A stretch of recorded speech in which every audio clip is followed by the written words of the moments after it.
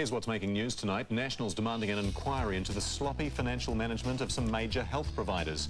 Focus 2000, which cares for the disabled, claimed at least $2 million of taxpayers' money for services it didn't provide.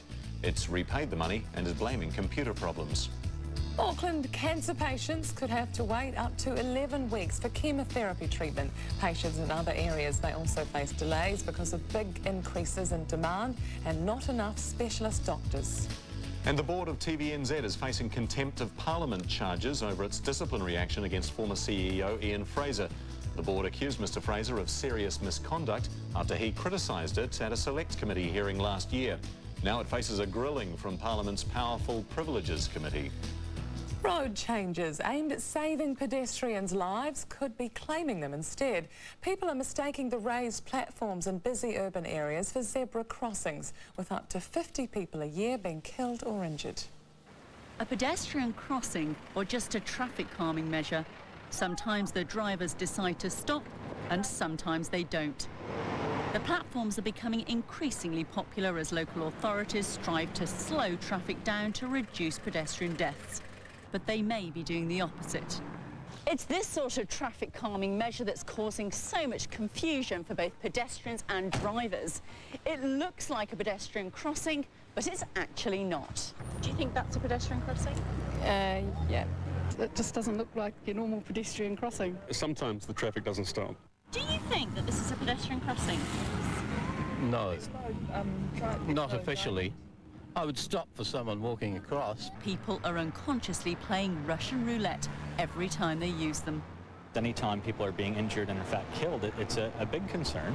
And you know, it comes down to pedestrians and motorists both needing to know the rules and to know what's a pedestrian crossing and what's not. I think the problem for pedestrians and drivers alike is a lack of uniformity in markings for crossings, so both of them are confused as who's got right of way. Wellington has one of the highest pedestrian casualty rates in the country.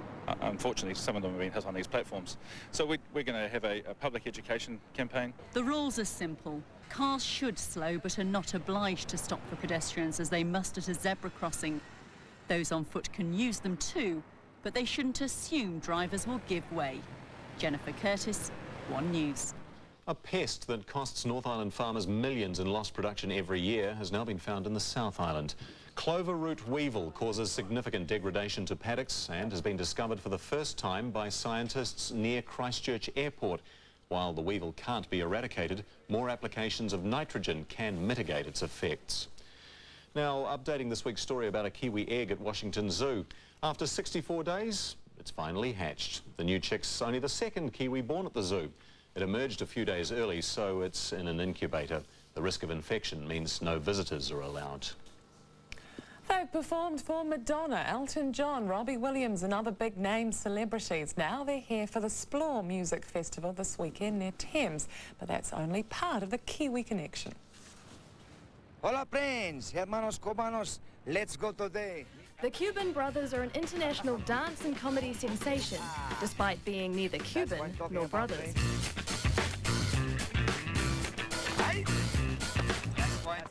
In fact, beneath the fedora, the fake hair and the fake tan, lead brother Miguel Mantovani is half Kiwi, and his real name is Mike Heat. Like I'm half Jock, got a quarter Maori. I don't know where the other quarter is, but it's pretty choice. Un, dos, tres. He's been running the Cuban Brothers for 8 years, but he still finds it hard to explain exactly what they do. Oh, there's a couple of 3 or 4 Scottish fellas, Kiwi, and get dressed up as Cubans and breakdance and end up in the pants. Just sounds ridiculous. So it's something you need to see. It's it's a celebration. Whatever they call it, the brothers' blend of smooth sounds and cheesy antics has seen them on stage at some high-profile gigs. They've performed for Robbie Williams, Elton John and Paris Hilton. Fellow dancer Madonna is another fan. She even wanted them to do a video with her, but the brothers said they were too busy. We've done a few private parties for her, but so a lot of cats will say, oh, you've worked with this celebrity or that. It doesn't mean anything, really. At the end of the day, we do the same show for 10 cats as we do for 10,000. And no doubt there will be thousands of cats enjoying the show in the weekend. Olivia Kemba, One News.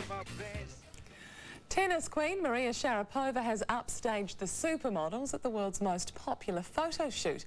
She outshone a glamorous lineup for this year's Sports Illustrated swimsuit edition. New Zealand's Rachel Hunter was among the beauties, but it was the Russian star's beach poses that caught everyone's attention. The former world #1 hasn't won a tournament this year, but despite her obvious modelling potential, Sharapova has no plans to give up her day job. I'm honored to be in it, but I don't think you'll see me doing photo shoots in bathing suits very often in my career. The magazine's swimsuit edition is avidly perused by 64 million adults in the US alone and available in 12 languages, so fairly popular then. Yes, so. I'm sure Neil will like it. Neil, no, I'm more interested international cricket though, of course. More interested in the tennis, looking at the tennis. Okay, the game. Don't even notice that. Oh, yeah. Yeah, it's been a long time between drinks in the internationals here, hasn't it? But it is cricket time again tonight as the Black Caps take on the West Indies in a 2020 match at Eden Park. Coach John Bracewell believes it's a fantastic opportunity to build for the World Cup, despite critics suggesting the match is nothing more than a festival game. 2020 gives us the ideal opportunity to develop our Duckworth-Lewis game, just in case at any tournament that we may be at. You get a rain shortened match. These are the sort of ideal situations where you can practice those. The ICC are considering a 2020 World Championship, although it's not likely to find favour with the New Zealand captain. I think they see the numbers and the money that's involved with it. What I see is caution, just with where it fits in. Congested calendar as it is, you start adding too many of these and then you start to question where the other forms of the game lie. The ICC is also set to hit the controversial Super Sub concept for 6 when it meets in Dubai next month. We've got more sport for you after the break. Almost after 1,500 nautical miles at sea, the Volvo leaders reach Wellington and are separated by seconds. Plus, Eddie Jones spreads the word in New Zealand and tells us why Australian rugby is struggling. And a rare sight for New Zealand football fans, the All Whites preparing for a home international. Last year, Sunday brought you the stories that mattered. The virus is changing.